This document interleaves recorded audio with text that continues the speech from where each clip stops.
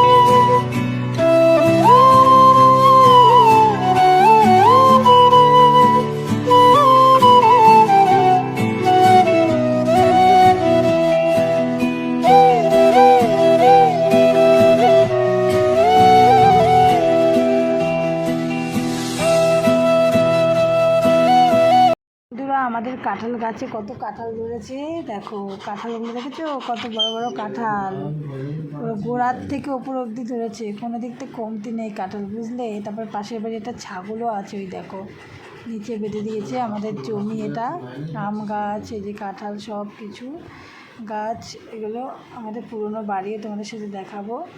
এটা হচ্ছে আমার বাপের বাড়ির এখানে বাপের বাড়ির দিকে, তার জন্য। আর লিজা আমাকে ডিস্টার্ব করছে পেছন দিয়ে, ভিডিও এডিটিং কী করবো। এই দেখো কী সুন্দর গ্রাম এলাকা।